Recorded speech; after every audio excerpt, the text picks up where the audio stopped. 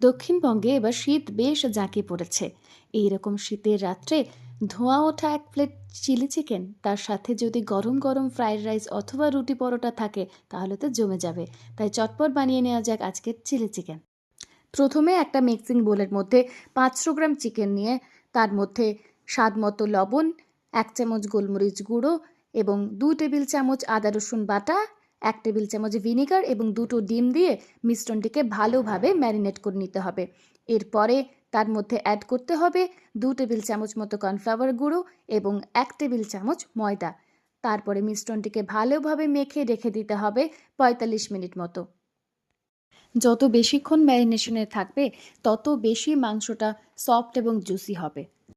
নিয়ে নিতে হবে কিছুটা আদা এবং রসুন ছোট করে কুচি, নিয়ে নিতে হবে কিউব করে কাটা কিছু পেঁয়াজ এবং ক্যাপসিকাম, স্প্রিং অনিয়ন ছোট ছোট করে কুচি করে নেব, আর নেব 4 থেকে 5টা কাঁচা লঙ্কা কুচোনো।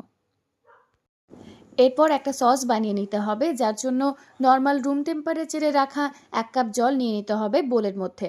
তার মধ্যে দিয়ে দেবো 2 টেবিল চামচ মতো dark soya sauce, red chilli sauce এবং 1 টেবিল চামচ ভিনিগার।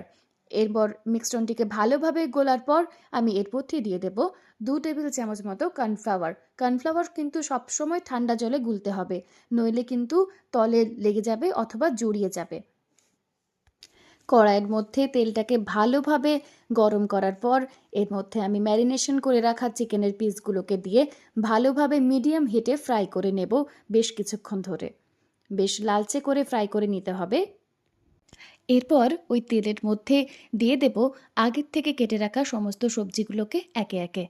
আমি কিন্তু এই রান্নাটা করেছিলাম একদম হাই ফ্লেমে। 1.5 থেকে 2 মিনিট সবজিগুলোকে ভাজবো। ক্রমাগত খুন্তিটা নাড়াতে হবে, যাতে সবজিগুলো কড়াইয়ের মধ্যে লেগে না যায় অথবা পুড়ে না যায়।